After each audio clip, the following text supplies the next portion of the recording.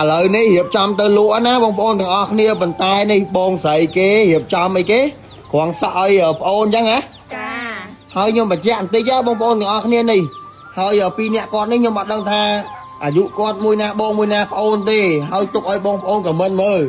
មួយណាបងមួយណាប្អូនអញ្ចឹងណាហើយថ្ងៃនេះរៀបចំទៅលក់ចង្រិតនៅណាអូននៅខេត្តព្រៃវែងនៅចិត្តសាលាខេត្តហ្មងបងប្អូនទាំងអស់គ្នាចាហើយមុននឹងទៅនេះបងគាត់ប្រងសក់ឲ្យខ្ញុំអញ្ចឹងណាគាត់ឃើញសក់ខ្ញុំវែងហើយក្លុកងើតញ៉ៃពេកអញ្ចឹងហើយក្រងឲ្យស្អាតហើយបងប្អូនបងឃើញបងប្អូនគាត់ខមមិនច្រើនមែនទេគាត់ថារៀងហើយប៉ុនគ្នាហើយមុខមាត់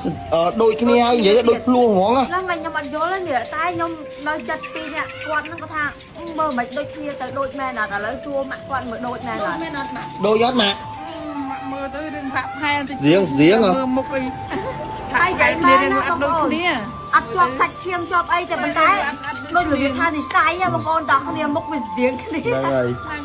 ហើយសំខាន់កពស់កពអីប៉ិនគ្នាហ្មងខ្ញុំនិយាយមែនណាសម្បល់បន្តិចសម្បល់កែសជាងអត់ទេធម្មតាអូចឹងហើយថាមានអ្នកអំពេញអ្នកស្រុកទៀតមែនហ្នឹងអ្នកអំពេញឯហ្នឹងមែនចង់ឲ្យថាយើងរាល់ថ្ងៃយើងនៅអំពេញចឹងហើយយើងបានមួយទឹកមិនសិនរៀងសដែរអូយចឹងណែមួយទឹកដងគាត់រាល់ថ្ងៃមិនមួយទឹកដងទេអូននិយាយទៅបែបធម្មជាតិហ្មងថៃមកផ្ទះគាត់រាល់ថ្ងៃសុខចិត្តណាបងប្អូននិយាយមែនងើបមកផឹកបាញ់ដល់6សឹកសឡចឹងតែឥឡូវយើងរៀបចំទៅលក់ណាចឹងបងប្អូនល្ងាចនេះជួបគ្នាបានម៉ោង4គឺខ្ញុំរៀបចំលក់ហើយមានតាំងចង្រិតកដោបដុកដឿបាយក្តាំងហើយនឹងពោលឈីចាឥឡូវនេះរៀបចំទៅបងប្អូនហើយមិញមកលឺថាទាប្តីចង់ទៅដែរចង់ទៅដែរហ្នឹងហើយបងជាមួយនឹងប្តីខ្ញុំឲ្យទៅគាត់ទៅសួរប្តីសិនអញ្ចឹងតាខ្ញុំទៅសួរគាត់សិនហ្នឹងឥឡូវនេះក្រងសក់ហើយណាបងប្អូនទាំងអស់គ្នាចានេះគាត់អត់សូវចេះក្រងដែរទេថាក្រងបានប៉ុណ្ណឹងស្អាតហើយ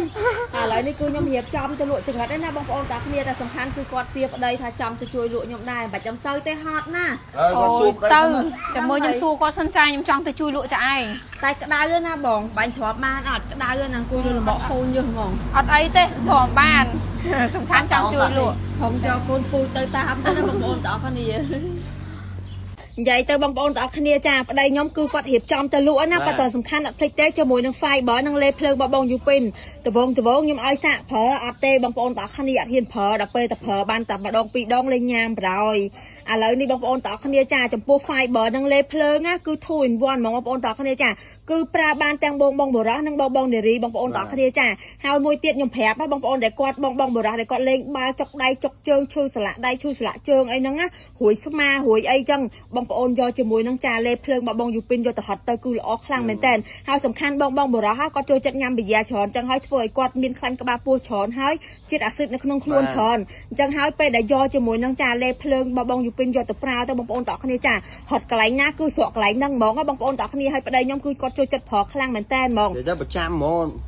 ហើយមួយទៀតបងប្អូនដែលគាត់ចាបងប្អូនដែលស្រីគាត់ទំសម្រាលហើយថ្មីថ្មោងបងប្អូនយកទៅហិតទៅគឺមានប៉ះពាល់សុខភាពប៉ះពាល់ដល់កូនទេសូម្បីតែកូនប្របាយដោះក៏អាចប្រើប្រាស់បាន 100% ដែរហើយបងប្អូនទិញតែមួយឈុតនេះគឺចំណេញខ្លាំងមែនតើប្រើបានទាំងប្តីប្រើបានទាំងប្រពន្ធចាហើយមួយទៀតចំពោះ Fiber របស់បងយូពីនផងដែរសម្រាប់បងប្អូនដែលគាត់ចាមានបញ្ហាធាត់ខ្លាំងចាញ៉ាំអីក៏មិនស្រក់ញ៉ាំអីក៏របៀបថាអត់បានរៀងស្អាតដែរបងប្អូនទិញជាមួយនឹង Fiber មួយបងយូពីនយកទៅប្រើប្រាស់ទៅគឺល្អប៉ិតតែម្ដងបងប្អូនទាំងគ្នាញ៉ាំទៅគឺសម្រួលដល់ពោះវៀនកាពះយើងឲ្យល្អបងប្អូនទាំងគ្នាញ៉ាំទៅគឺអត់មានរាគឬអត់មានធ្វើទុកអីទេសំខាន់ញ៉ាំទៅគឺជំនួយដល់សក់ជំនួយដល់ផ្នែកជំនួយដល់កញ្ចក់ទៀតបងទាំងអស់គ្នាចាឲ្យប្តីខ្ញុំរងថ្ងៃនេះគឺគាត់ប្រើជំនួយខ្ញុំព្រោះដោយសារតែខ្ញុំទងន់អីចឹងគឺខ្ញុំអត់តន់ប្រើប្រាស់បានទេពេលដែលខ្ញុំសម្រាលហើយបាទខ្ញុំចាប់ផ្ដើមបុកប្រើវិញចឹងណាបងប្អូនដែលចង់បានជាមួយនឹង Fiber ហើយនឹងលេភ្លើងរបស់បងយូពីនយកទៅប្រើប្រាស់ឬក៏លក់បន្តបងប្អូនអាចឆាត់ចូល page ខ្ញុំបានខ្ញុំក៏មានលក់ដែរបងប្អូនទាំងអស់គ្នា